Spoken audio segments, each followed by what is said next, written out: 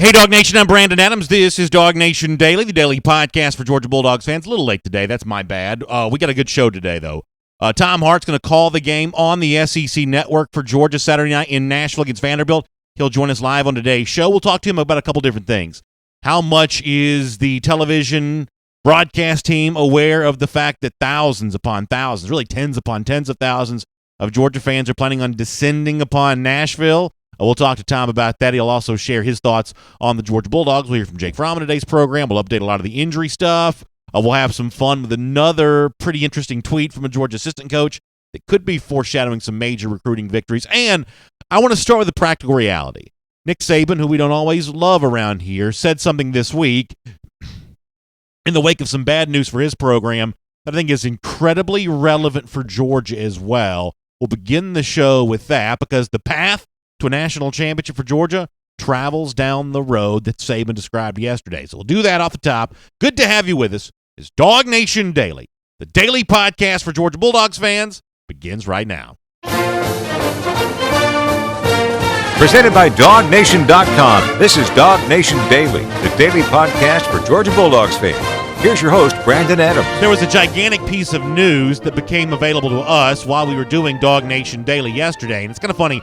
We do the show live, and about probably 3/4 of the audience actually doesn't listen live. So I do a lot of interaction on video with the people who are watching in the moment, and yet most people who consume the show end up as a podcast listening to it much later on.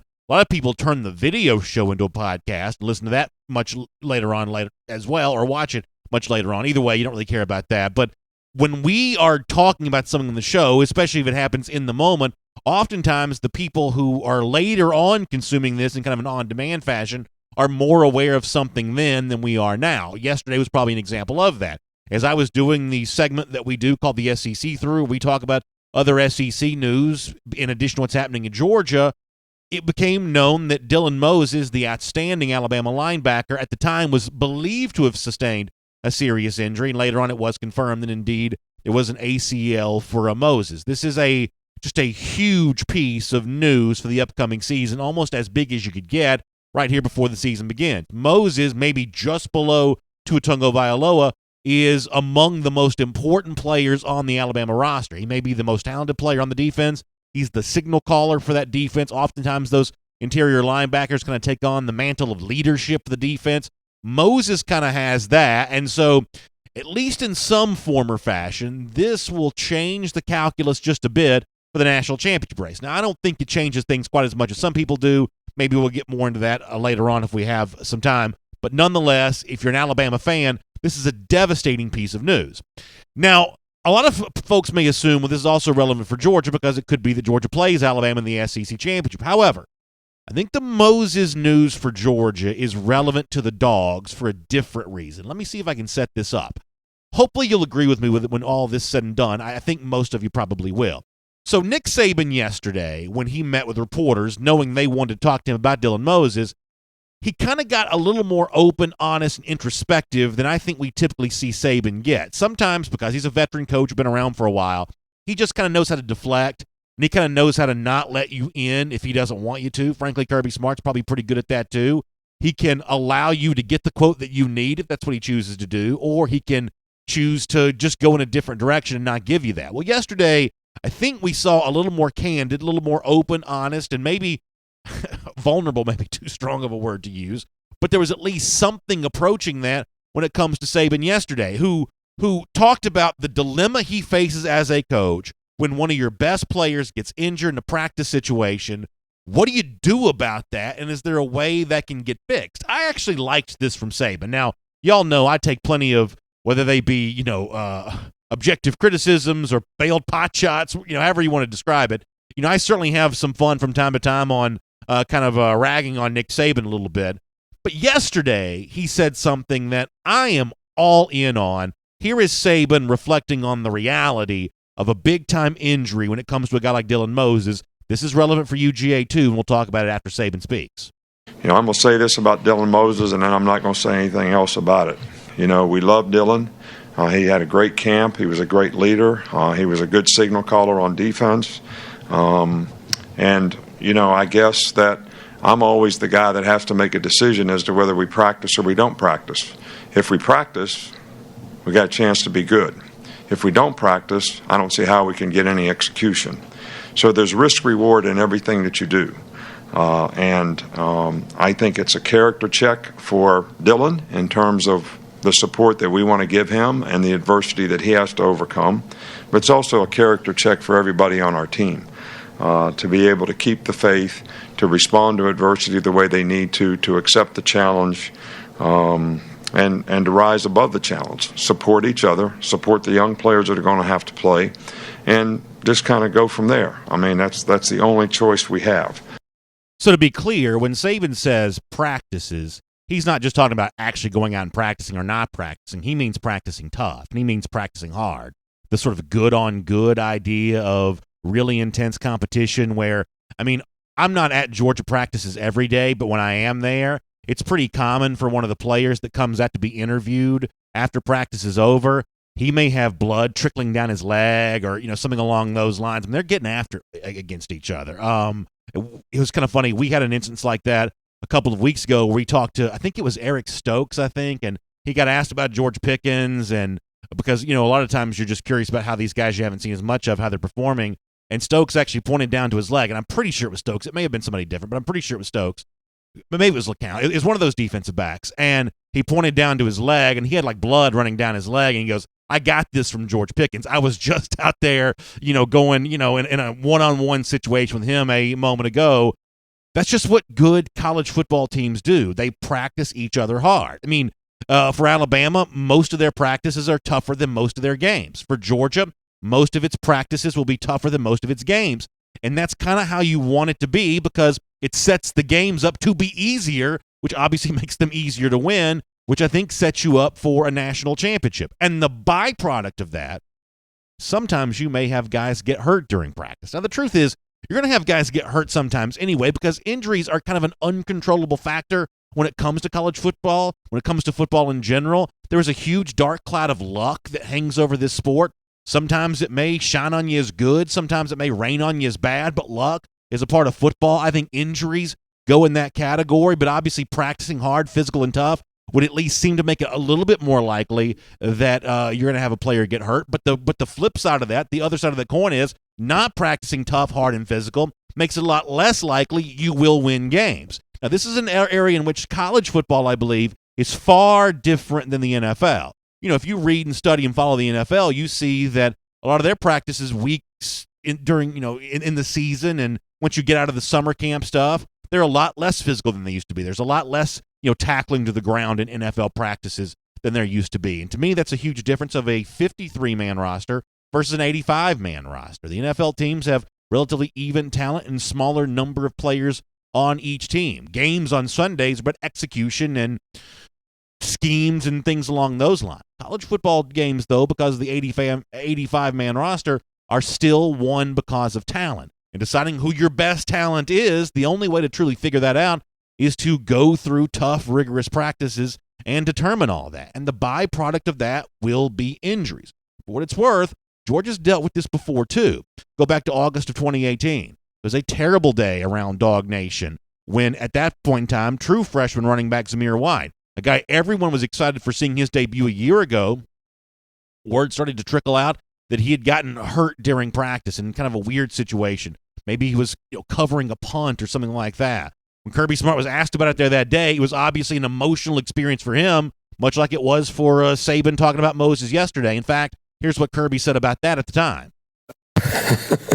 You guys are amazing. Sony Michel was a first-round pick last year. He covered a punt. All right. Derrick Henry covered every punt at Alabama. I mean, why would you ask that? Is it unusual for him to be on punt? DeAndre Swift's a starter on punt. So is that unusual for our running backs to play? I mean, I'm sick for the kid because I don't know the severity of the injury. It's really not fair that all you guys run out there and throw stuff out there and we don't get a chance to talk to his parents. We've talked about that in here before. If you ask me about it after practice, that's fair.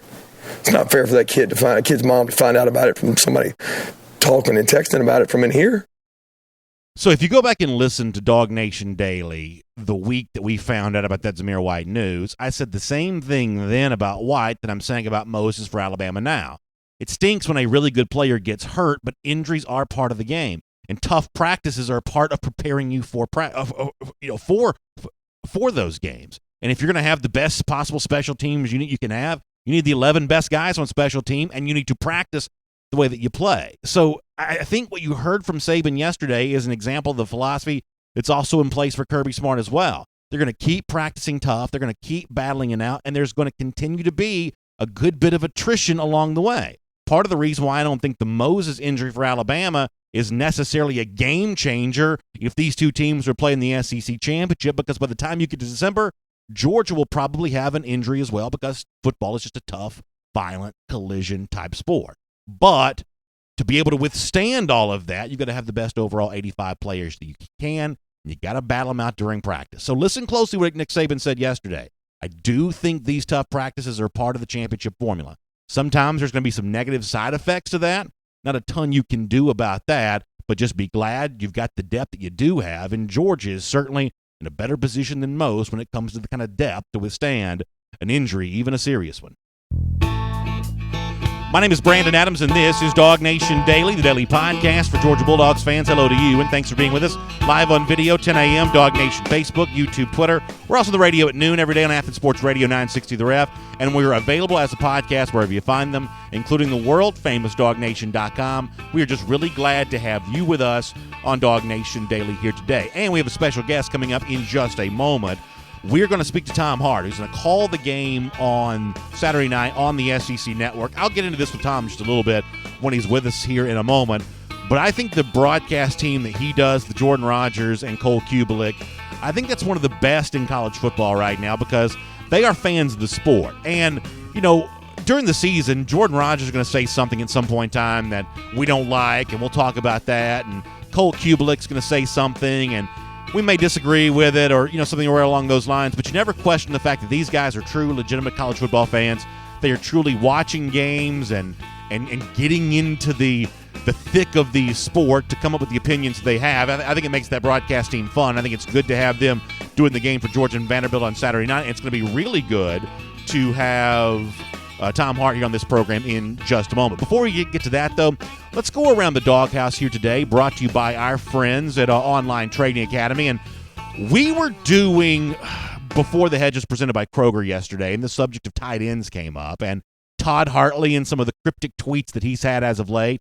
What have we seen? We've seen LeBron James and Dwayne Wade going back to the Miami Heat, what I think of as the first super team in NBA history, but he also had a tweet kind of hearkening back to even before that with Michael Jordan and Scottie Pippen, one of these great tandems, these great partnerships that existed in the NBA. And I've kind of joked out loud of, well, I wonder if Todd Hartley's just the biggest NBA fan in the world. Does he just like walking down memory lane and looking back at these great tandems in the NBA? And, of course, that's mostly a joke, because obviously we think we know what this means, the significance of this. Hartley's recruiting the tight ends for Georgia. He's got a great relationship with a lot of the elite ones, whether it be a Rick Gilbert or a Theo Johnson or a Darnell Washington. And when Hartley tweets out a Jordan Pippen, a LeBron James, Dwayne Wade, that seems to be a winking, nodding indication that he feels like he's going to get two legit superstars to be a part of his tight end crop for the class of 2020. Well, guess what? In the last 24 hours or so, Hartley was at it again. I think we may have this to show. This time tweeting, now I love the number 8 era from Kobe Bryant, pre-24 era. How about the toss dunk here? Hopefully we don't get in trouble for playing the NBA highlight here on the DawgNation Daily video. But a little Shaq to Kobe to Shaq combination here. A little reference there from Todd Hartley, the third super team, super tandem reference from him on Twitter. By now, I think we got to know what this is about. He apparently thinks he's getting two really good tight ends, or at least he's sending out the bat signal that he's trying to get two good ones for the class of 2020. And by the way, for what it's worth, our DawgNation recruiting insider Jeff Sintel addressed that point off the top of Before the Hedges presented by Kroger yesterday. Here is Jeff. But tight end's the big thing, Brandon. If you look, Georgia maybe has 7 at the most 8 spots left in its class. And they're going to probably try their darndest to pull at least 2 guys out of there. But 2 out of the remaining 8, we're talking about 25% of the remaining class at Georgia. And the news peg today is kind of simple. Cam Large, who was a pretty stinking good tight end, a 3-star, looked like he apparently got tired of waiting and wondering what was going to happen with all of his other schools, and he decided to go forth and commit to Wisconsin this week, which kind of thins the pool out a little bit and really sets up for Georgia 3 names. The Bulldogs have to pull 2 out of those 3 names to complete their tight end needs for 2020.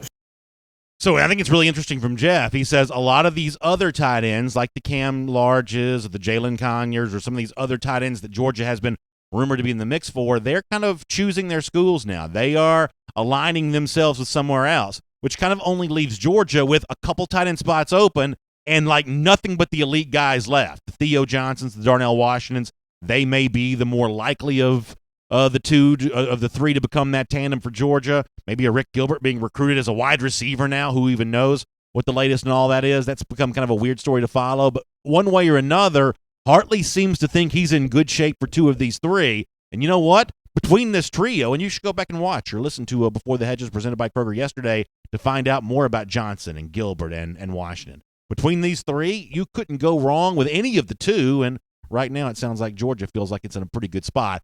The most fun thing for me right now involving any of the 2020 storylines is this stuff with the tight ends and the fact that Todd Hartley keeps tweeting out these NBA memes or video clips, whatever you want to call them. I think it makes it even more fun. Hartley's a good recruiter, and he's got a good personality on Twitter. This has been kind of fun. It's Around the Doghouse. It's presented by our friends at Online Trading Academy.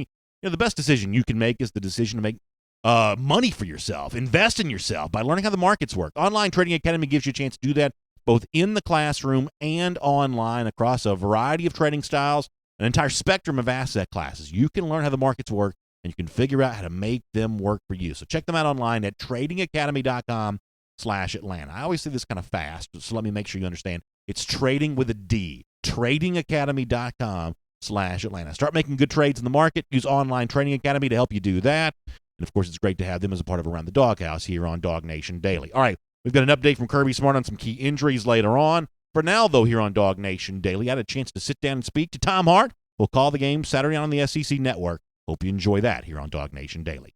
And here on DawgNation Daily, it's always a good time for us to be able to talk to the guy who'll call the game on the SEC Network coming up this weekend, Tom Hart, along with Jordan Rogers and Cole Kubelik. A really fun broadcast team for a really fun moment for Georgia fans, the start of the 2019 season in Nashville against Vanderbilt. Tom, welcome to the program, and I guess personally, how much fun do you think Nashville is going to be as a backdrop for college football on Saturday night? Hey, Brandon, thanks for having me. First of all, Nashville is not only one of my favorite towns in the country, but it has quickly become, probably over the last 5 years, one of my favorite sports towns. So, it's got so much going for it. I only wish I didn't have 2 games this week, because if I didn't have 2 games, as much as I love being here in College Station and working at Kyle Field Thursday night, I wouldn't mind being on Lower Broadway, seeing some folks and running around a little bit. Yeah, that wouldn't be a bad thing to be able to do at all. And I think back to 2017 when Georgia was in South Bend against Notre Dame, and there's obviously a pretty big contingent of Georgia fans on hand there, so much so that the NBC broadcast that night does make some reference to that. If we look in the stands on Saturday night and we see, I don't know if it's going to be 2/3 of the building, but let's say it's 55-60% of the building wearing red and black. That's probably happened at Vanderbilt before. Is that enough of a significant storyline that you and the guys there on the broadcast team, will you make note of that? You know, how aware are you all of the fact that they're tens of thousands of Georgia fans, I think, who are making on, taking this trip up to Nashville for very much the same reason you mentioned, because it's just such a fun town to be in for a weekend. Well, I would say this. It's certainly something that we'll make note of, especially when it starts to sound like a Sanford Stadium crowd, and I fully expect that to happen. But it's, unfortunately for the Vandy folks, turning this around from their perspective, it's not uncommon there. I've done a lot of Tennessee Vandy games there. Alabama, when they go up there, they take the place over. Georgia's taken the place over before.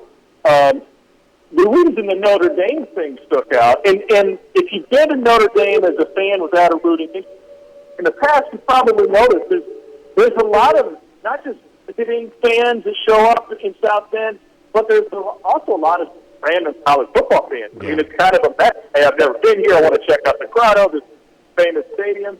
So it's a cool place to go.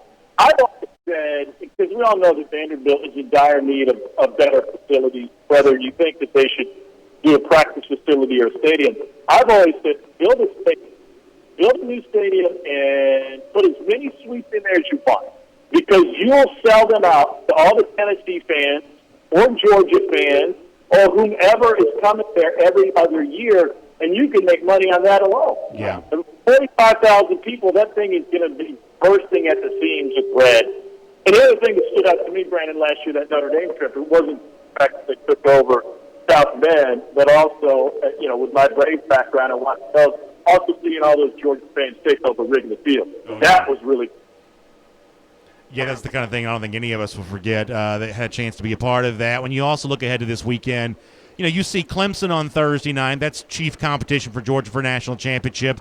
They're more than a 30-point favorite at home against Georgia Tech. Alabama's a 30-plus point favorite against Duke. The injury to Dylan Moses doesn't really change that all that much. By comparison, Georgia's less of a favorite. They're playing a better team probably as well at Vanderbilt. How much does Georgia need to keep pace with a big score on Saturday as someone who not only watches this game and broadcasts it but also evaluates the team that you're seeing? How much are you looking to see Georgia send a message about kind of where it ranks among the national elite through 1 week? Is that a storyline for you this weekend? Yeah, not so much, and I tell you why. I mean, I think it'll be a comfortable victory for Georgia, but I don't think Kirby Smart or Dan Lanning, just to use two examples, I don't think they really care.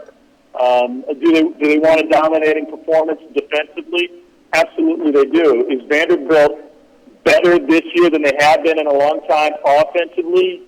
We'll see from a quarterback position, but they've got a big three in running back, tight end, wide receiver. They're dependable guys. Are going to put up a lot of points against a lot of great defenses. I think what you're looking for in terms of, how do you judge this performance, and if it is a performance that covers the number, just for argument's sake for Georgia, is how efficient can you be offensively?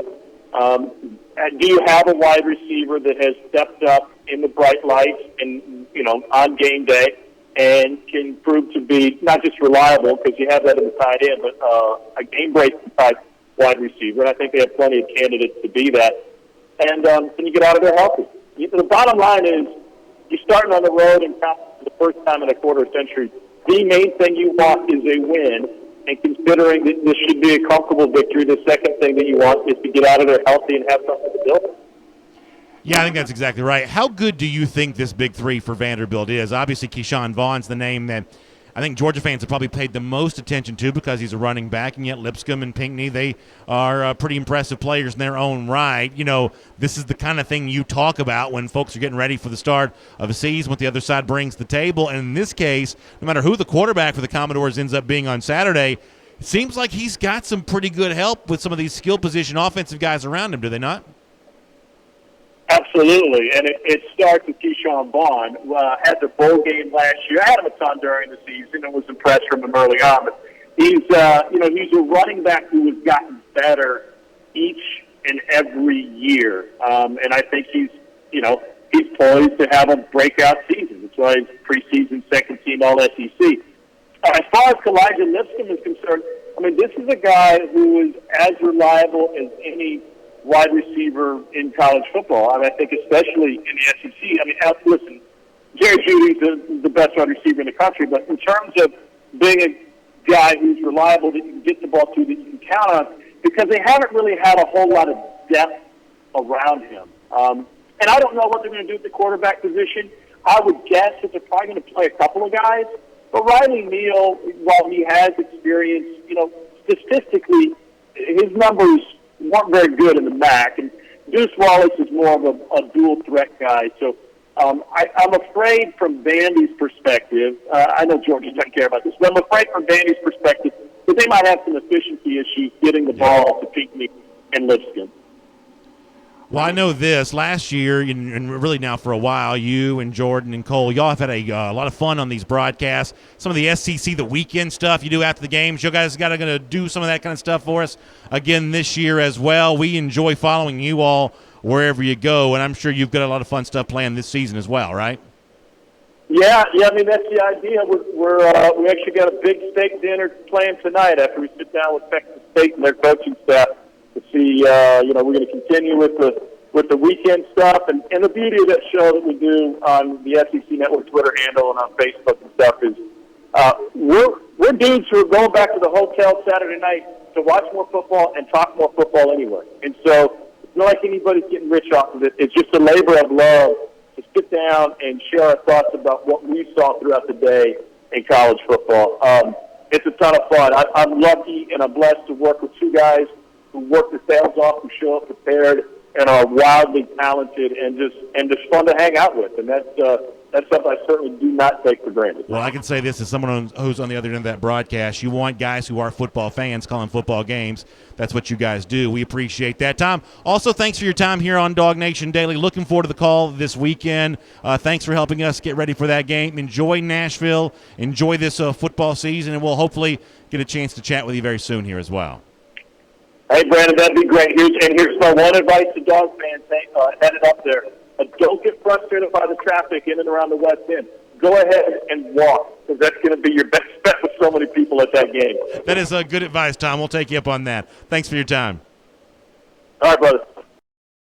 All right, good stuff there from Tom Hart from the SEC Network. I had a chance to talk to him yesterday. Of course, you just heard that for the first time now. We recorded that for yesterday, but really thankful to have him as a part of the program. And, of course, glad to have you with us here on DawgNation Daily as well. Let me keep the conversation going about what's going to happen on Saturday against the Commodores and who might play and who might not as a part of our injury update brought to you by Ortho Atlanta. Now, Kirby Smart, when he spoke on Monday, did provide a little bit of an update on some of this. So let's get ready to check this out now in terms of freshman linebacker who had been a little banged up, key reserve along your offensive line, maybe a little banged up as well, and still kind of an uncertain situation when it comes to the Georgia defensive line. Here is what Kirby told us Monday in terms of who's healthy and who's not as part of our Ortho Atlanta injury report.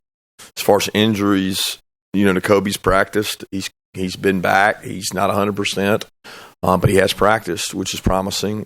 They had a day off yesterday, so I'll know a lot more today with him coming out there, whether he's 80, 90, 100. I don't know where he is, but he's been able to get a lot of rehab.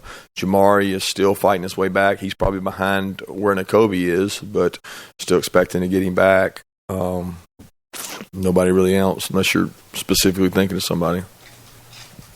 Rochester going to travel?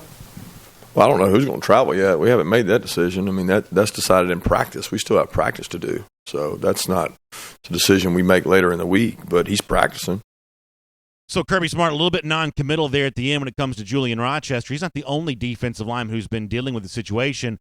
Obviously, David Marshall with the Liz Frank operation that he had that kept him out for a lot of the second half of last season. Not a factor during spring practice, and maybe still a little bit uncertain here for this upcoming Saturday there as well. So as Georgia's defensive line tries to figure out where things are going and where things are heading in terms of needing to improve the overall havoc rate, which has been talked about a ton, getting better with the against the run, which is something here on DawgNation Daily we've addressed quite a good bit. Still kind of uncertain how, certainly Julian Rochester, maybe even David Marshall factors into all of that. As far as the other guys that he mentions, Nakobe Dean, if healthy, I do think is going to be a factor here in this linebacking situation this season. We'll see how much of that he shows in his first game. I really think that's been one of the very interesting progressions that we've seen thus far since Dean's been on campus, the way that we typically think of inside linebackers, the kind of position that true freshmen don't typically play really well right away, and yet Dean is confounding our expectations for what freshmen are able to do at that inside linebacker position, at least thus far. You hope to have him at full health because he is a lot of fun to watch, and he's potentially a pretty big part of the Georgia linebacking situation. You also, as we get close to the season, you feel like the more experienced players, such as Tay Crowder and Monty Rice, are still a big part of this. Now, Rice also dealt with some injury stuff a year ago as well. Connor Riley had a good piece up on that at DawgNation.com this morning. It's nice to have Rice back to full health here now, but even with the veteran players like Rice and Crowder being a major factor in the linebacking story and likely your starters at least on Saturday night, Dean, assuming he's got the health situation worked out, is going to be a big part of that. And then Jamari Salyer is not one of your five starters along the offensive line, but he is certainly one of your top 2 reserves. He's the kind of guy that's going to end up playing a pretty good bit. And while it's been Cade Mays who's gotten most of the attention for being your versatile reserve offensive lineman, or in Mays' case, he could be a starter at right guard. Jamari Salyer's kind of has some of that there as well. When he came to Georgia, he was thought as either maybe a center or a guard, primarily an interior offensive lineman. And now, when healthy, he's probably your key backup at right tackle behind Isaiah Wilson. So much the same way Cade Mays could potentially play at least 4, if not all 5 offensive line positions, Jamari Salyer's kind of in that same mold there too. And he's one of the guys that's going to end up playing a lot, either because somebody else gets hurt or just because you want to gain him the experience he needs to be a pivotal part of your offensive line in 2020. So watch the health situation as it relates to that too. It's our injury report. It's brought to you by our friends at Ortho Atlanta. And Ortho Atlanta's got 14 locations through Metro Atlanta with orthopedic and sports medicine care for the whole family, including seniors and kids. They've also got 39 physicians and 450 employees dedicated to patient care. They offer in-house physical therapy, MRI imaging, outpatient surgery, and after-hours orthopedic care for little leaguers, weekend warriors, pros, collegiate athletes, and everyone in between. It's been said that a good orthopedist can get you back in the game, but a great one can get you back your life. That's why Ortho Atlanta is DawgNation's choice for orthopedic and sports medicine care. You can find out more about them at their website. Go to orthoatlanta.com. That's orthoatlanta.com. One more quick point.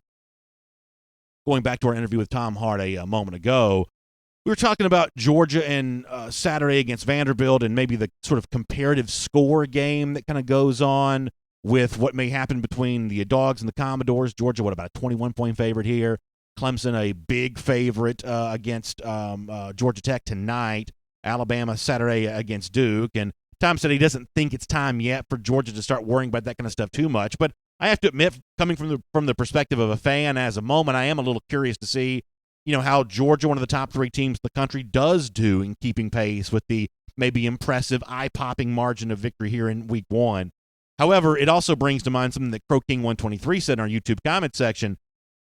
Clemson actually plays Tech tonight, ACC Network, and I reckon I'm not going to get to watch this. Now, I know our buddy Connor Riley says you can just stream it on the Watch ESPN app. The truth is, the chance of me actually successfully pulling that off are probably not great. I don't believe the ACC Network, though, is on my television provider. I'm still old school guy. I have not cut the cord. I've still got the cord very much plugged into the wall. If you've got a family of 4, honestly, it's actually probably a better deal than not when you got kids watching kids programming, my wife watching, HGTV and everything that she watches, and me watching the sports. So I'm still kind of a plugged into the wall type of guy, but I don't believe we have the ACC Network. Maybe thus far, the rollout for the ACC, not quite the same as it was for the SEC Network, which is obviously kind of a staple for, I think, most TV packages and has been for quite some time. So Clemson plays Georgia Tech tonight. You may have to listen to this one on the radio. Let's take a look around the rest of the league. This is SEC Through. All right, let's talk about the rest of the SEC for a moment. Let's do our SEC Through, and as I do that, let me remind you about our friends at Kroger. You can go to DawgNation.com right now, right up there at the top. Really cool ad and really cool way to click in and get some information on our friends at Kroger about some big stuff they have coming up this weekend. I've been saying this now for a while. Even though we're starting the football season, we're also thinking about Labor Day weekend. You can make Labor Day Flavor Day with our friends at Kroger. How about these great savings? Half boneless New York strip loin, just $5.99 a pound. When you use your card, you can get big savings on Coke products. And listen, you got to get the dessert there as well. My kids love those like little drumstick popsicle things. They just go crazy for those. They get big savings on those too as we head towards Labor Day. Make sure you check that out at your local Kroger and go to DawgNation.com to get more information on that too. All right, a couple of stories here. I saw where LSU coach Ed Orgeron has had some very complimentary things to say as of late about freshman running back John Emery Jr., who I don't have to tell you is a one-time UGA commit.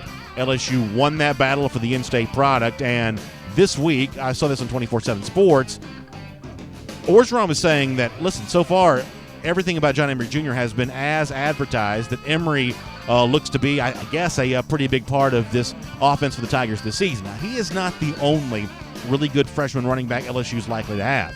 If you want to go back, and I don't know why you would go back just for this point, but if you ever want to go back to the archives throughout DawgNation Daily history, Jeff Sintel, when Georgia was recruiting running backs for the class of 2019 last year, in the early stages of that, there was some thought that Georgia might try to get involved with Ty Davis a bit. Ty Davis had a relationship with Del McGee as well, and Jeff would have told you back here on this show that he thought that Ty Davis, despite the fact that he wasn't ranked among like the top 1, 2, 3 backs in the country, was a really good prospect in his own right. And so he's on this team there as well. So I have been strongly of the belief that LSU is going to knock off Alabama, win the SEC West. I said that before Dylan Moses got injured, still feel that way now. And part of the reason I feel that way is because I do believe this is going to be a better LSU offense than we've seen in the last couple of years. I think that Joe Burrow's an improved quarterback. I think this is the best quarterback LSU's had on its campus, probably since Zach Mettenberger in 2013, almost certainly since then. I think these freshman running backs, Emory, who you've heard Orgeron compliment, Ty Davis, who's a bit of a prospect himself, to go along with a deep crop of LSU wide receivers. What else is new on that front?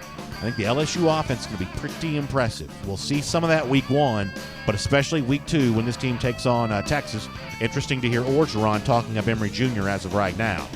Here is a kind of weird story coming out of Tennessee, and I say weird because I'm not exactly 100% sure how to feel about it.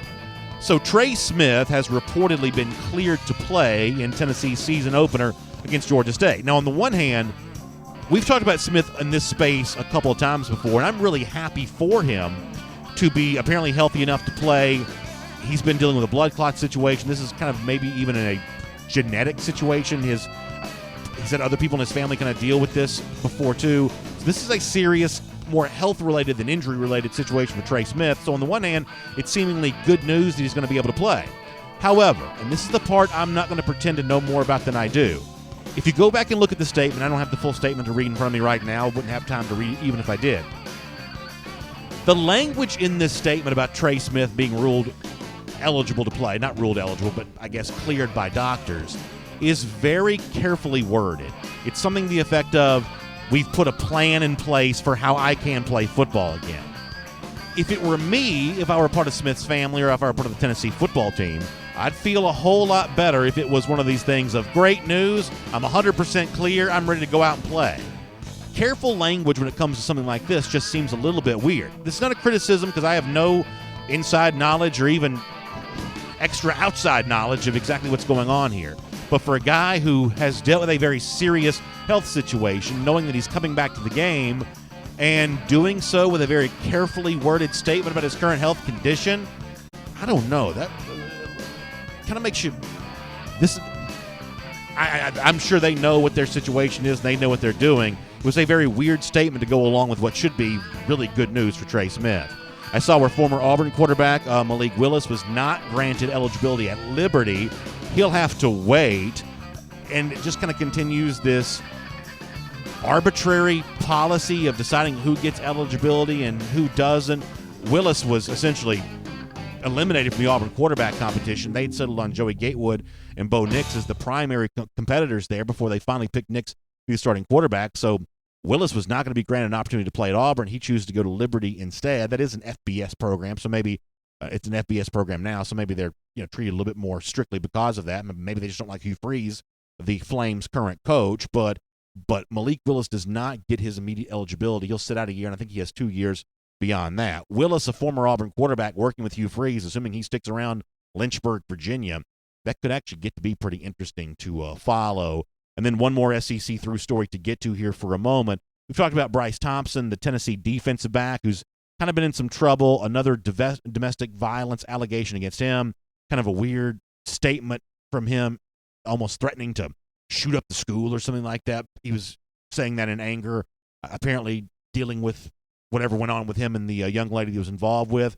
Now it comes to light, and maybe other people knew this. I didn't. Apparently he has a previous accusation on his record here as well, which for now he's suspended, but in terms of how Jeremy Pruitt handles this going forward. And listen, I'm all kind of for second chances and giving guys a second chance there as well, but when you give a second chance to a guy, you are also letting him borrow your reputation. So for Pruitt, who's a relatively inexperienced coach, who's been at Tennessee only for a short period of time and hasn't given a lot of wins to his fans, how much reputation does Pruitt have to extend to Bryce Thompson here, and how much of that is he even willing to extend? That's probably going to be a story worth watching. And then kind of along those same lines, I thought it was funny, we played this audio on Monday because this video resurfaced. The Saban clip from 2014 about giving players chances and it's kind of funny. Most in the media this week almost treated that like it was a new statement, but pretty sure that was like 5 years old or whatever. Well, Shelley Meyer saw that, and that's Urban Meyer's wife, and she fired back to some of the folks on Twitter about how the fact that everybody's praising Nick Saban for wanting to give guys second chances. At the time when Saban made that statement, they weren't exactly praising Saban for doing those things. But she said in this tweet, Shelley Meyer, Urban Meyer's wife, that that's what her husband tried to do, and he got vilified for doing it. So when to give a second chance and when not to, that'll continue to be, I guess, a hot debate amongst folks who care about college football, and a tough choice for the coaches who consider that for their players, or for, in Meyer's case, maybe an assistant coach. Kind of a touchy subject, but something there's plenty of passion about on both sides. Will make that your SEC through. And here on DawgNation Daily, attention turning and looking ahead to what's going to happen in Nashville on Saturday for the Dogs against the Vanderbilt Commodores.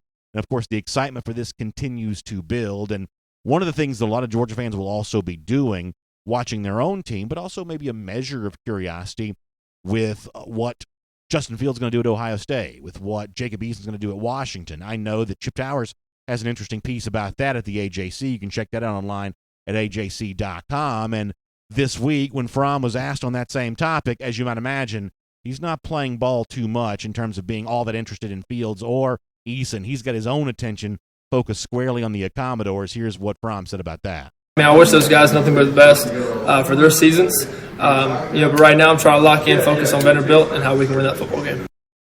I have to confess one thing. When I heard that clip for the first time, when Fromm at the end says there that he's focused on Vanderbilt, I thought he said better built, and I thought this was like a new catchphrase that Georgia had instituted to go along with the do more and everything else, that Georgia was going to be better built this season, but that's not what he said. He said Vanderbilt, and it is not a surprise that Fromm does want to talk about Fields and Eason, although it's just a foregone conclusion that there will be a lot of curiosity amongst Georgia fans about how both of those guys do. And yet I fully expect Jake Fromm to more than keep up with the pace with what he does against the Commodores on Saturday night and what he does all season long. And one of the ways that he's going to get that done, seemingly, is by getting up to speed very quickly in real game action with a brand new crop of wide receivers. Some guys who've been in the program before, but maybe in a bigger role now they've been in the past. Others who are fresh and brand new to the program. How has he worked to get those guys ready? Fromm has talked about that a lot this summer. Here was his most recent statement on that topic. It starts with our culture.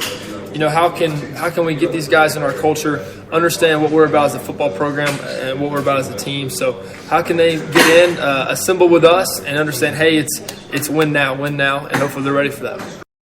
Certainly hope they will be ready for that on Saturday night. And my guess is the time they spent with Jake Fromm will indeed give them a great opportunity to do just that.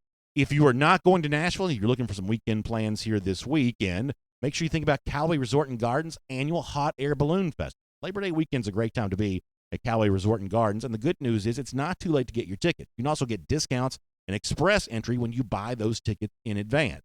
There's a Friday night balloon glow of family-friendly stuff. The lake is still open. Callaway Resort and Gardens is a really cool place to be. My kids and family loved it this summer, and if you haven't been in a while, or if you haven't ever been, this weekend's a great time to go. So let me give you a website to go to here, CallawayGardens.com.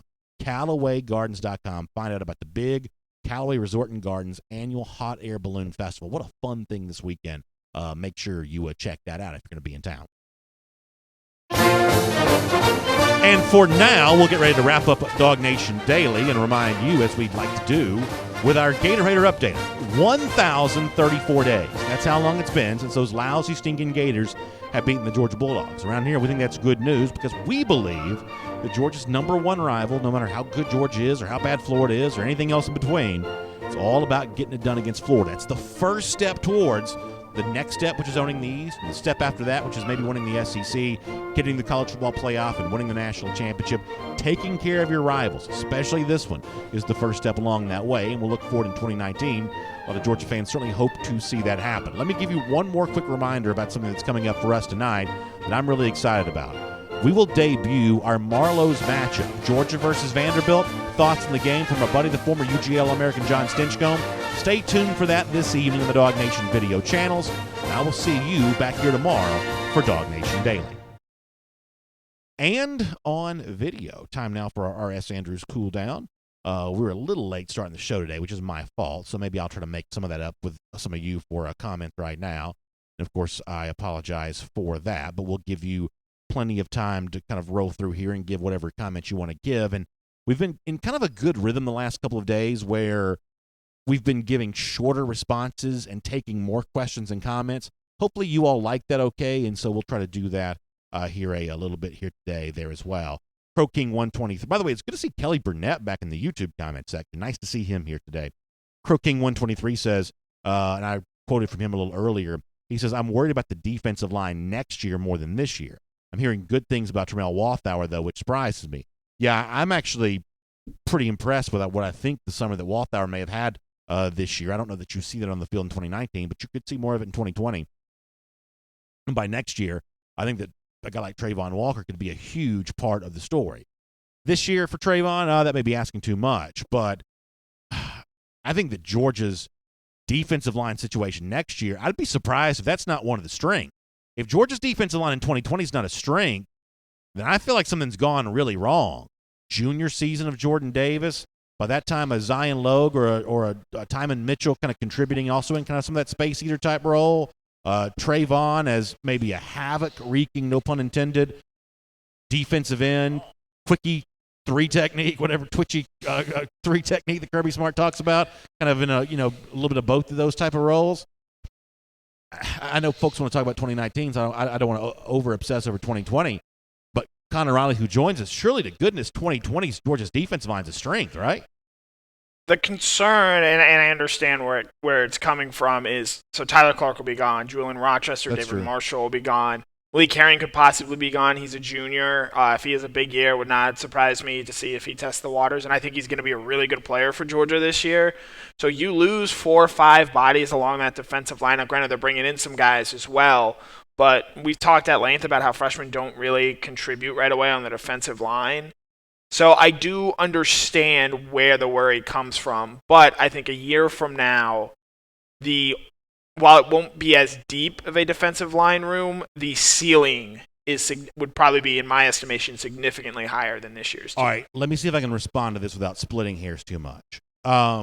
We have said this a million times, that when you say contribute along the defensive line, that's a rarity for this position at the SEC level. But if you change the word contribute and make that play, by the way, am I loud enough? Am I loud enough for everybody? Yeah. Okay. I might be a little. Oh, I am. That's my fault. Yep. So if we take the word contribute out and say play, I mean Georgia's had plenty of freshman defensive linemen who've played. Trent Thompson played in 2015. Julian Rochester played in 2015. So 16, excuse me. Was it 15 for? It would have been 15 for Trent yeah. and 16 for Rochester. So there've been plenty of freshman defensive linemen who've played. I think Warren Brinson could play next year as a space-eating guy, not be your best, but maybe play. I think that Jalen Carter's a future star, potentially. I really like Jalen Carter a lot. I don't think you want to build your defensive line around any young player, but in terms of coming in and contributing to your depth with the older guys being the more effective players, I mean, with all due respect to Tyler, could a sophomore version of Trayvon Walker be better than a senior version of Tyler Clark? It's not. It's not out of this world to say that it could happen. No, it's not. Just given the way they talk about Trayvon Walker this year, and just say maybe you could throw in a potential Jordan Birch or Revon Dexter to that Georgia defensive line. Yeah, Florida can only wish. So the overall bottom line is, if the 2020 defensive line is not a strength, even given the attrition that will or could occur, I think something's gone wrong. Do you have something else you wanted to say? No. Okay. Let me go to Facebook here for a moment and see what folks are doing. Tony Godog Sickum says, time to talk with our helmets and to keep chopping wood. Connor, I get the impression, and Tony's comment here is another along this line. This fan base is going to explode if they don't play a game soon. Explode. I mean, like literally, they're gonna strangle each other. There's gonna be, whatever. There is a lot of edgy anticipation for a game on Saturday, and you see it in our comment section each and every day here. This idea of it's time to go out and chop some wood, or it's time to go out and do this. I mean, folks are just ready for this. So can I further light a powder keg? Please. What happens if Georgia doesn't cover on Saturday?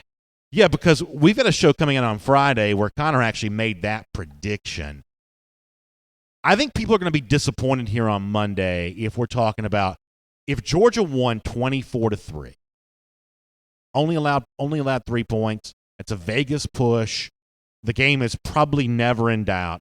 I think this audience is disappointed on Monday if the final score is 24-3. I think we're taking more comments about what went wrong, and I've got to have serious voice at the top of the show as opposed to happy joy voice. I think the tone of the show is it's a long season more so than, hey, it's great to have football back. Because if Georgia goes out and wins 56-0, I'm almost sound like Dan Mullen did on Saturday of the, boy, great to have college football back. I'm going to sound like that guy. If Georgia wins 24-3 and it's scuffling to get there, it's going to be one of those things of, now listen, y'all, it's a long season and Georgia doesn't need to play its best until it plays its best opponents. That's what the show is going to kind of sound like a little bit more. Georgia fans are hungry for blood. They have the taste for blood, and they're looking for about a 30-point win, I believe. I will say, what I'm hoping for in the cover is that the Georgia-Vanderbilt line, which I believe right now is about right at 21. Yeah, it could go up a little bit. If I could get that to 21.5, yeah, you should be satisfied. Like, if it's 38-17, you're pretty satisfied with that, right? That's interesting. Would I be happier with 38-17 than I am 24-3? It's kind of funny. It just goes to show you the bias we all have of more offense seems like a better game. Mm-hmm. 17. I mean, Kirby Smart will be throwing a chalkboard if Georgia gives up 17 points, but 38-17 seems like a better game than 24-3 probably would. By the way, Brian McPhail asked about DawgNation Daily tomorrow. So here is the plan for tomorrow. We're going to do DawgNation Daily from in studio tomorrow. We're not leaving for Nashville until after that, and we're going to do, as somebody on the Before the Hedges presented by Kroger broadcast said yesterday, we're going to do DawgNation Libation Friday from Nashville. A very casual, relaxed, almost like a pub crawl type of thing. No microphones, no speakers. No, this is not a sanctioned DawgNation event. We've got some big ones of those coming up, which I'll tell you about. This is going to be more low-key, a little more relaxed, chance to kind of hang out off the clock with DawgNation. So we'll do that Friday evening from Nashville. More details coming. But DawgNation Daily live in studio tomorrow, and then I'm getting on the road after that with my buddy Connor, my buddy Jeff, and we are on our way there. Michael Harden says not very active on fun today. Are we not taking enough comment? Maybe he's talking about something different. By the way, I would just like to clarify. I was not the one that said you can watch the Clemson-Georgia Tech game on Watch ESPN. But I'm acting under the presumption that if you have ESPN Plus, which I do, you might be able to get that Clemson-Georgia Tech. So ESPN Plus is not something that comes as a part of your cable subscription. No, that is a separate subscription. Jacob O'Neill says we're going to do a 2-hour show tomorrow. That's interesting. I'd be okay with that, although I'm sure that everybody else is going to want to get on the road. Wyatt Fielden says, Frank Watt says 45-14, run away with this one early. Wyatt Fielden along those same lines says, does Jake Fromm have a big day on Saturday? I see something less than the biggest day from Fromm on Saturday. I just don't think that – I think that Georgia wants to keep the carrot out in front of guys like Pickens and Blaylock just a little bit longer. They're going to have to throw some to win easily, and that means I think they get the guys who've been here involved. I think they probably want to reward Demetrius Robertson because my understanding is if we take it as a given that maybe Robertson wasn't quite with the program a year ago, I think he's very much with the program now, and I'm obviously operating on a lot of assumptions on both accords there. But I believe Georgia might want to reward him on Saturday, and so I think they throw to him a good bit. Then other than that, I think they take time to honor also, a guy like Tyler Simmons who's been here for a while, and a guy like Matt Landers who at one point in time I thought would probably not be one of the first three. You're going to chalk that up as me probably being wrong on that, it seems like, as we head towards the game. That is where Landers is probably going to end up being one of the first three receivers on the first play of the game at least. And it's guys like that I think that Georgia throws to the most. Maybe Cager might be the next guy. But if you're looking to see the repeat of the one-handed highlight catch from George Pickens, I just think you're waiting on that. I think that Georgia, and to me, it's not about keeping those guys a secret or keeping them under wraps or, not giving Notre Dame or a team like that anything to see on video. I just think that Georgia wants to keep those guys working a little harder for a little longer. Yeah, those tools are going to stay in the shed until I think that Notre Dame game when you really Mm-hmm. want to bring them out, do sort of your landscaping and make a statement with the guard. Justin Glaze asks an interesting question on Facebook. Okay. Real Dog Nation fans will know. Brent Adams is a huge chicken, I am. big chicken fan. And here at Dog Nation, we do not discriminate against chicken. We love all types of chicken, Yeah. chicken restaurants, sandwiches, you name it. The chicken sandwich craze has just taken Sure. over the sport. On our way up to Nashville, is there any chance you would consider stopping at a Popeyes and sampling the now famous and potentially going away, but I don't really think it's going away. I think that they're just doing this to drive up the interest in the chicken sandwich, Popeyes chicken sandwich. Yeah, I'd be on board with that. I do. I like all the chicken places. I like Popeyes. I like Chick-fil-A. I like Bojangles. I like all three of them. I probably like Chick-fil-A the most because I eat there the most often, but I really like Popeyes and I really like Bojangles. I'd be more than happy to stop. I actually don't think they have any sandwiches, though. And here's my prediction on this, and I promise I won't be too blowhardy on this for too long. Y'all mark this down, and in a couple months, we'll all gather back together, and I'll be proven right on this. There is going to be a story in a respected publication, big national publication that follows business and things like that. And here's what we're going to find out. That the whole chicken sandwich craze did nothing to increase the one store's business and did nothing to decrease the others. That the whole thing is going to end up being a social media phenomenon that actually didn't exist in the real world as much as anybody else thinks it did. We have seen these kinds of things happen over and over again, and it's always virtually the same way. You can believe me now, you can hear me now and believe me later. In a couple of months, there's going to be some serious, Wall Street Journal type story. After all that talk on Twitter, come to find out sales only went up 0.0001%, and the other store, who's supposedly losing the battle right now, their sales were just as high as ever, and they're going to open up 100 more stores and eventually be the number one fast food chain in America. That is going to be the result of this when it's all said and done, that the entire thing is a social media creation and does not exist in the real world. And I know someone can say, I saw the line. There was a line backed up. I've been to that store before. They always have a line because the service is slow. But I'm just saying, Jeff Sentell has seen it with his own eyes. So, and I trust Jeff Sentell's reporting on it.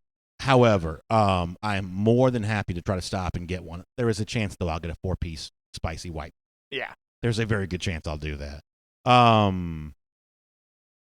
What else we got here? Whitefield and also talking about the new macaroni and cheese. I have not had that, but I have not had that. Put it on the sandwich. It doesn't.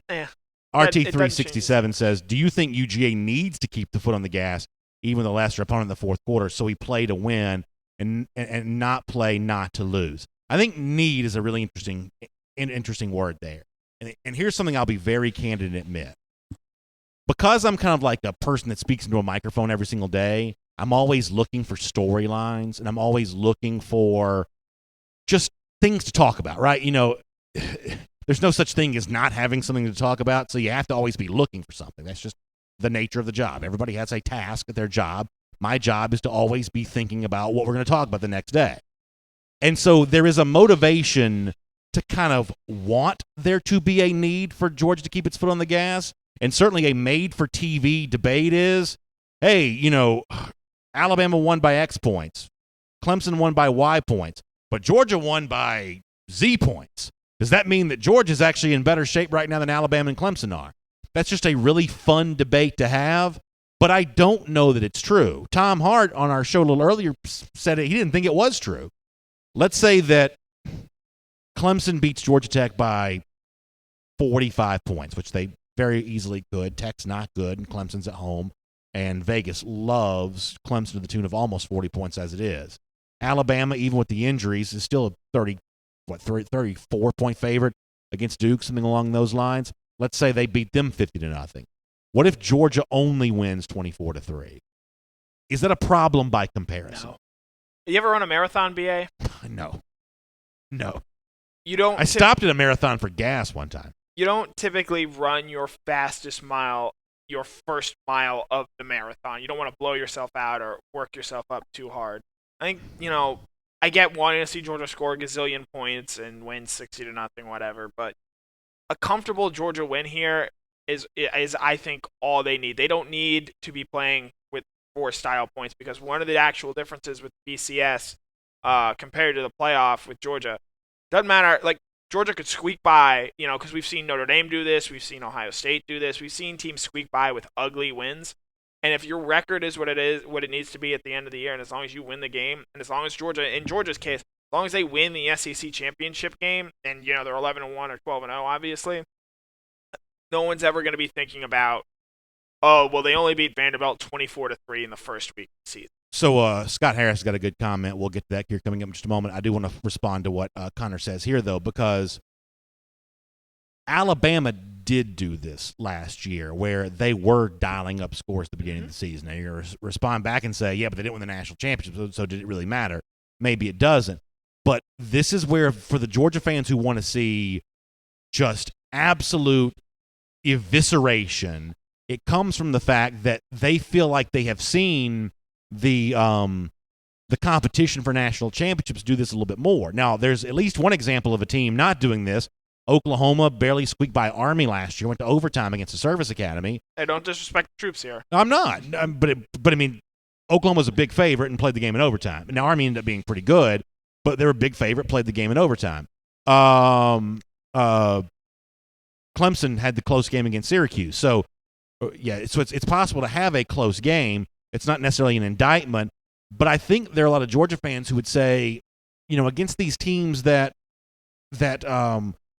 they think the Dogs are competing with for a national championship, those other teams are seemingly doing dial a score at will. I mean, Alabama was doing historic offensive work through the first half of last season. And once again, they didn't win the national championship, so maybe it doesn't matter. But for a lot of Georgia fans, that's where the desire to go out there and just skull drag somebody comes from. I would just say for that, and maybe G. Grace says it. G. Grace says style points don't matter. That's not an indication of how good you are. I do kind of think that Alabama team, obviously they were playing better teams at the end of the year, but I think over the course of the season they wore down, in part because they were just boat racing teams to start the season. I think that the second half of the Oklahoma game, you saw them, granted they were 28-0 to start that game, but they could not keep that intensity up for 4 quarters.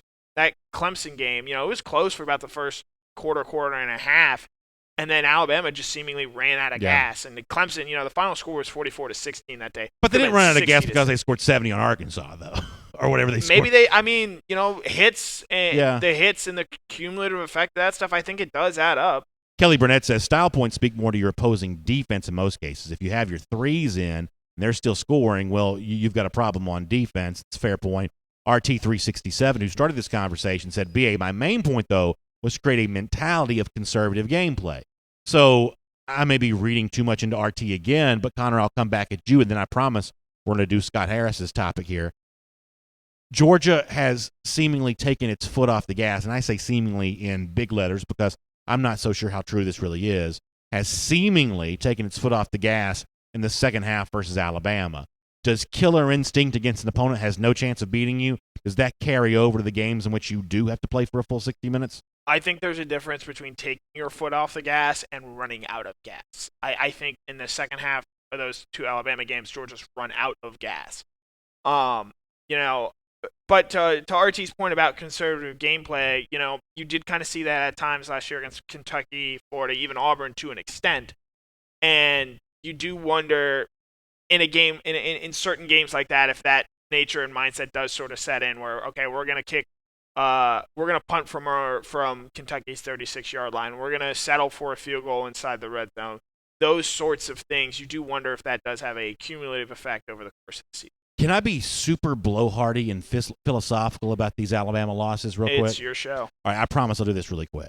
So I read this book one time called The Power of Habit. It's by a guy named Charles Duhigg. And in the book, he tells a story about how research that's been done on people who are addicted to gambling, and what he discovered, or what the researchers discovered, is if you put a person who's addicted to gambling in front of a slot machine, and the first 2 things that come up are both like the good thing, cherries or whatever it is, and then the third thing comes up and it's the bad thing that caused you to lose, that's called a near win. You almost won, but you didn't. That people who are addicted to gambling in their brain process near wins as wins. It makes them want to play more. Whereas people who are not addicted to gambling process those as losses. They say, oh, I lost. I don't want to do this anymore. It's just a different way of looking at things depending on how your brain might be wired. I think that college football can kind of be the same way sometimes. You look at Alabama and Georgia the last couple of years, and those feel like near wins for Georgia. You want to be a true believer and say, man, Georgia had this game won and just let it slip away there at the end. But as Connor said, it's a 60-minute football game, and clusters of good things and clusters of bad things are going to happen in sort of random patterns. The fact that Georgia got up and lost the lead late, I don't think that's as significant as some people think it does. The narrative that's been cast in stone is that Georgia's got to find a way to make the plays that matter most late in the game when the game matters most.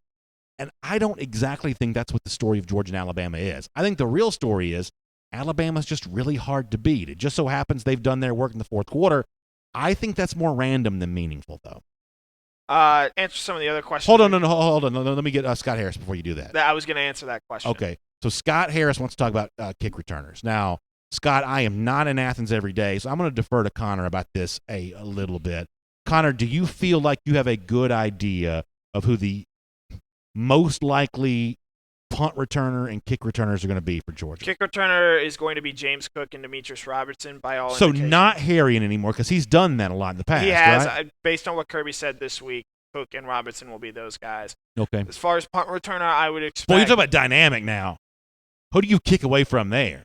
I guess both. To get out of bounds. Yeah, I guess you just kick it away from both of them. But that's how many teams in the country, and I know the kick return game is not as much a part of football as it used to be. How many teams in the country have two more dynamic athletes than that returning kick? I mean, Alabama probably does. Clemson probably does. Ohio State has an argument. I'm not saying it's the best, but there are not a ton of teams in the country. Oklahoma probably can put back some pretty good athletes back World-class speedster in Robertson. Certainly very, very fast player in James Cook. That's two pretty dynamic athletes right there. It's not as much a part of the game as it used to be, but that's two pretty dynamic athletes right there. If you're a Georgia fan, I don't know how much you want to see the kickoff return team this week because if you're seeing them a lot, that means other Georgia's teams giving up a lot of scoring. points. It's a good point. As far as punt return, I think the three guys to look for really will be Tyler Simmons, Garris Jackson, and Dominic Blaylock. I don't know what order they put those guys out there. We saw a year ago with Mecole Hardman. He was a guy who was Georgia's far and away best punt returner, but he wasn't returning punts every time because Georgia wanted to save him for specific situations to sort of use him to flip field position.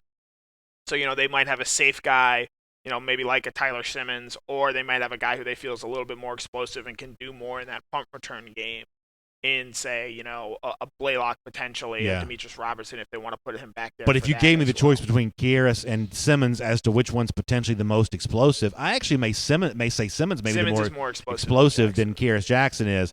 Dominic Blaylock could potentially be really fun there, though. And, catching a punt in a triple-decker stadium, which Vanderbilt's not, but, these huge SEC stadiums, full crowd, I'm guessing that takes a little bit of getting used to. It's sort of like catching a pop-up in a Major League Baseball stadium. I'm guessing you just got to do that one or two times before you feel pretty comfortable doing it. So it remains to be seen, I guess, how long Georgia would wait to get him involved there. But the highlight packages we show for Blaylock all the time make it seem really, really interesting to see what he might be able to do in an open space situation like that. I don't know that he's the fastest guy in the world, but he's the most he's very elusive. He is really good at making guys miss. I think he could be really fun there. And I do think the punt return game is still a pretty important part of the overall winning formula because one of the more predictive stats for me is average starting field position. And with the big kickers now who kick the ball in the end zone or the fair catch opportunity and things like that, you can pretty much negate kickoff position on both sides. But punting is one of those things. If you got a good punter, and I'd always give a scholarship to a punter, I would. I think punters are worth their weight in gold. You don't want your team to punt, but when they do, it's good to have it's way more important for me to have a great punter than it is to have a great place kicker, and I feel very strongly about that. So to have a great punter, to have a great punt returner, I think that's still a pretty big part of the winning formula, don't you? I would agree. Yeah, thanks for your enthusiastic response. You're rambling here, and you said we were going to be quick and answering quick, rapid-fire questions. No, I'm not. I'm giving some heartfelt opinions. All right, anything else you see here, Connor, to talk about? Mark Godfrey asked who scores the first points on special teams this year. Oh, I couldn't predict that. Good luck guessing with that. I probably feel more comfortable saying a blocked punt will happen at some point than necessarily a punt or kickoff return for a touchdown. But to engage with the question, I'll say James Cook. Oh, that'd be fun. That'd be really fun. I know you're perpetually sleeping on James Cook. No, I think special teams is a really good place for him to get involved. And but you've successfully turned the audience against me when it comes to you don't want Cook. you don't want James Cook carrying the ball. But. How about Matt Rukavina, in addition to being a world traveler, also has some fancy pants academics in his family. He says that both his brothers went to Vanderbilt. Boy, you talk about living a high life. Matt Rukavina, man, what kind of exclusive jet set world does he even live in? He says, well, I try not to bash on them too bad, but Vandy fans are talking mad smack. I think that's one of those first game of the season things. There'll be a lot more enthusiasm on the Vanderbilt side for it being week one than it will be at any other point in time. So I'm not super surprised about that. That same doofus Twitter account that got me the other day on Colin Cowherd has also kind of been at it again this week, but that's not true. That's fake. But nonetheless, Vanderbilt fans more excited than normal. I've seen some of this on Twitter myself, I guess. But I'm not probably too surprised about that. Week one brings off what it does. It does. Kibo Weir says, how about Rodrigo scoring a passing touchdown this season? Georgia tried to do it a year ago. They did try to do that. Do they dare come back and do that again? Rodrigo, big fan favorite. Do they give Rodrigo, I'm going to use this in air quotes because I don't mean it this way, a Heisman moment? A lot of times popular quarterbacks will get the ball thrown to them as kind of their Heisman highlight play. Do you think that Georgia really will do something like that with Rodrigo this year? I think they should do it against Auburn. I do too. Two things I think Georgia should do against Auburn every year. They should play Superman by Soulja Boy, and they should fake a field goal late in the game. Not the name of the song. Huh? Not the name of the song. Is it not? It's Crank That. Oh, well, I apologize to the Soulja Boy fans out there. I apologize. They should play Crank That by Soulja Boy with the J, and they should fake a field goal up big late in the game. That should become the new tradition for the Deep South's oldest rivalry. Matthew McGahee says, I want Kirby to run a fake punt and be successful with it. Yeah, I'm kind of listen, Matthew, I'm right there with you on this. I kind of only want Georgia to run fake kicks in games where they're trying to run up the score. I don't want them to do this as part of a strategic move. But if you're wanting to rub it in Malzahn's face and you want to fake a field goal then, I'm kind of fine with that. But what I don't want is you faking a field goal in the first quarter against LSU or faking a punt with the game on the line versus Alabama. As a way of spiking the football in a game you're destined to win, I'm sort of okay with. As a strategic ploy to win a game you otherwise might lose, that's what I'd like to see Georgia avoid this year. You're one of the very few people who probably feels that way. I mean, we've seen fake punts, trick special teams plays. In my opinion, Alabama won a national title the first time they played Clemson because Saban ran a surprise onside kick and it worked. And they also lost this past year because he faked a punt or a field goal or whatever it was. They were well on their way to a defeat at that point. But yes. So here's something I just firmly believe, and I've told this to Connor off the air a million times. I don't like trick plays at all. I think trick plays are for losers, for underdog type teams. If you're a 30, who should run a trick play? Tech should run a trick play against Clemson tonight. They're a 36-point underdog on the road. By all means, run a hook and ladder, run anything you want to run. Now, flea flickers are not trick plays. That's just a well-designed, misdirection. But I don't like a talented team running trick plays. I just don't like it. I never will. I don't like halfback option passes. I don't like any of that stuff. Just run your regular plays and obliterate somebody. I just add Georgia was a 2-touchdown underdog last year against Alabama. So that does fit into the underdog should run these type of plays categories. Well, either way. Was it really that big of a point spread? I forgot that. Kibo Weir says, coaching decisions need to be better and time management hands down. I understand where Kibo's coming on that. I don't believe Georgia one way or another, though, is going to coach its way to a national championship. I think you play your way to a national championship.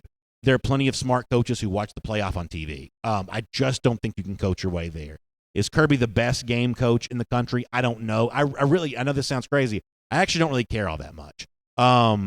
As bad as the fake punt was against Alabama, Georgia was likely on its way to being in some real trouble in that game anyway. You play your way to a championship. You don't coach your way there. I also think you lead your way there. You have good players who hopefully go out and make big-time plays. That's how this stuff is decided. I think the least interesting part of the championship equation for Georgia this season is how well Kirby Smart coaches. I don't think it's going to be that big of a factor. It may come down to, in a razor-thin game, one moment of do you do this or do you do that. But the odds are the season's about a gazillion moments, and most of those moments are made up by better players just overwhelming the opposition. Do you think I'm right? I think there's going to be a moment this year where Kirby as a coach is going to get tested, and it'll be interesting to see how he responds to it, because so far in his time at Georgia, there have been games where, maybe the team hasn't been fully prepared. I think certainly to those SEC West road trips at Auburn in 2017, at LSU a year ago, where the team, for whatever reason, didn't come out ready to play that day. You could even throw in the Sugar Bowl loss to Texas as well. And while some of the players had pulled out of that game and were trying to protect themselves, ultimately I think a lot of that falls on the coach and making sure that he has complete buy-in from his team.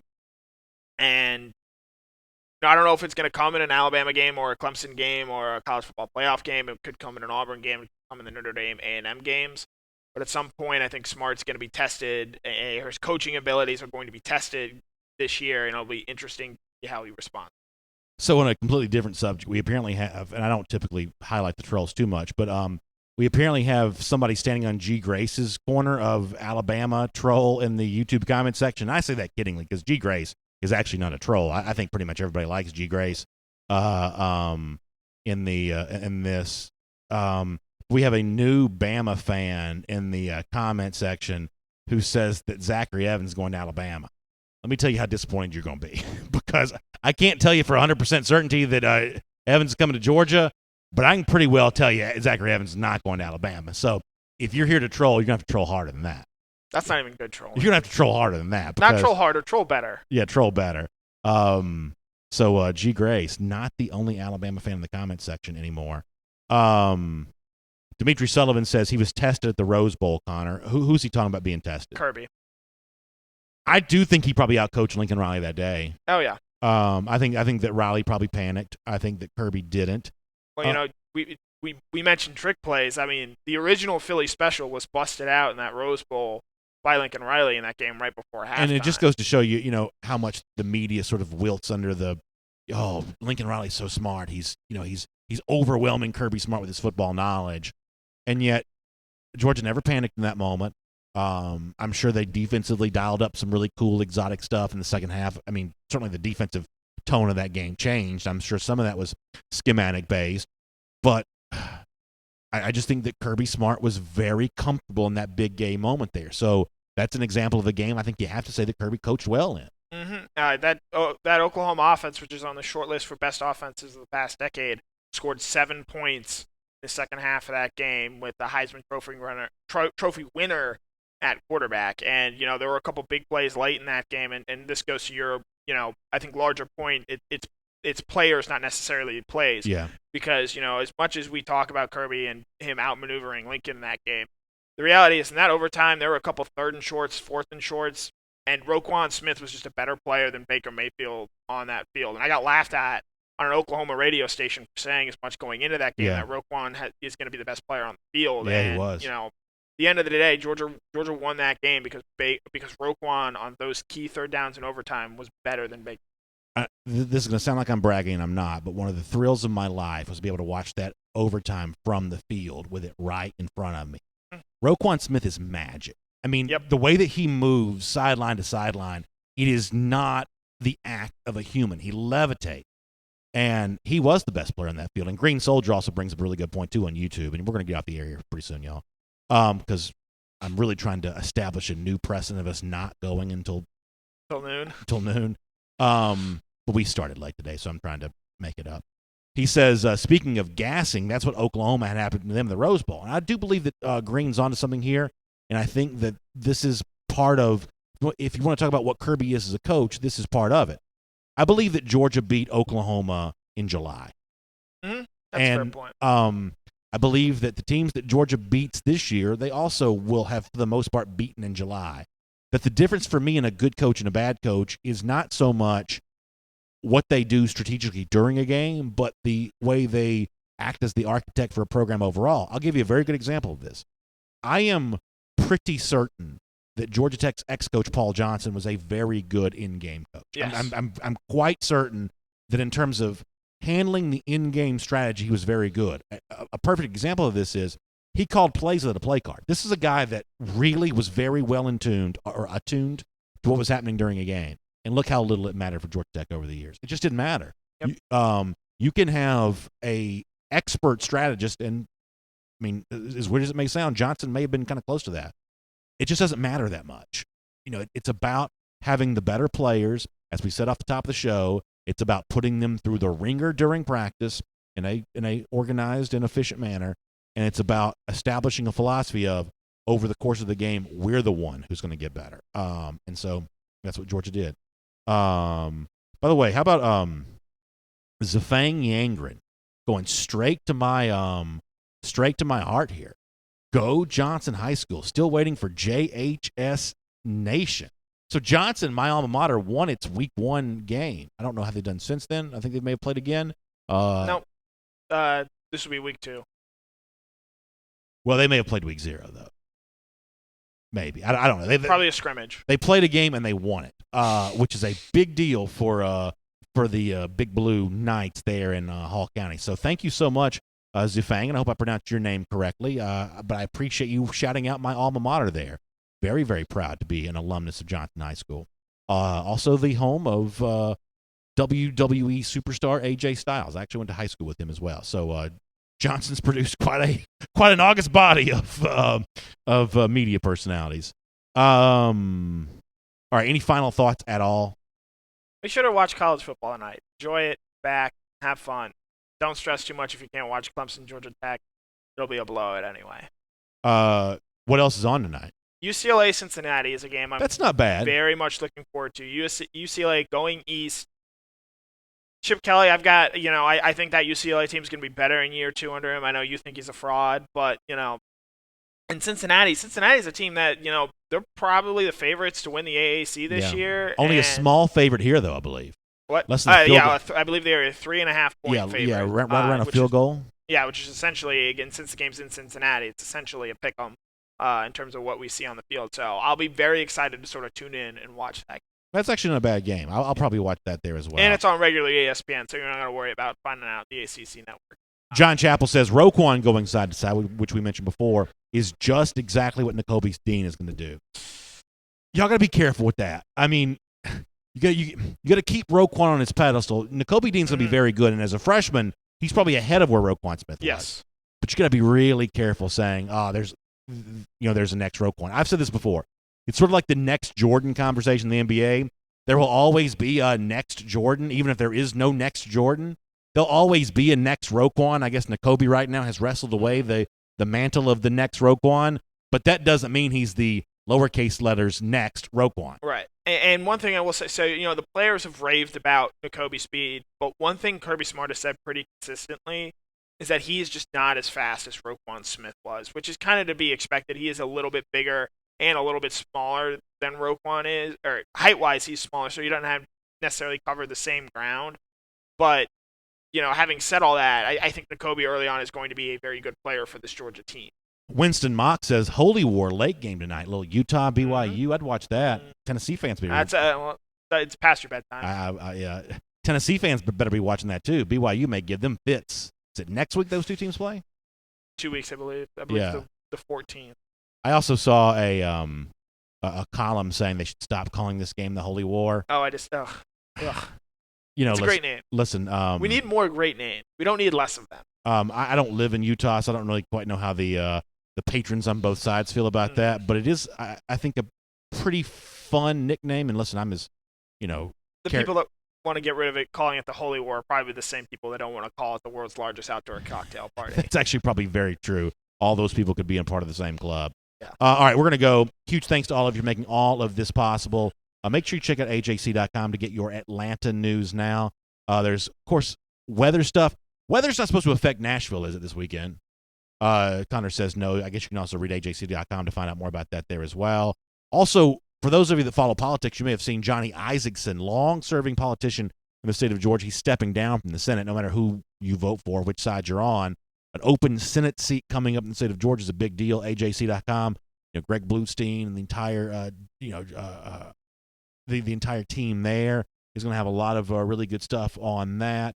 And then, of course, if you want a preview of Georgia Tech and Clemson, you can get that at ajc.com there as well. Of course, also big things coming up this weekend for the Labor Day stuff around the Atlanta area. I love to check that out, the AJC. AJC.com to get your Atlanta news now. And huge thanks to R.S. Andrews for making the R.S. Andrews cool down possible. Air, heating, plumbing, electric. You know, R.S. Andrews does all of those things for us here at DawgNation Daily, and they can do those things for you too. And stay tuned. Our buddy Dar, you hear us talk about him a lot from R.S. Andrews. He's actually teaming up with us on a really fun show. You know, I like to talk about point spreads and things like that. Dari does too. So we're going to do kind of a point spread themed show that's going to show up on your feed tomorrow. It's not real long. It's just kind of a fun breakdown of the games.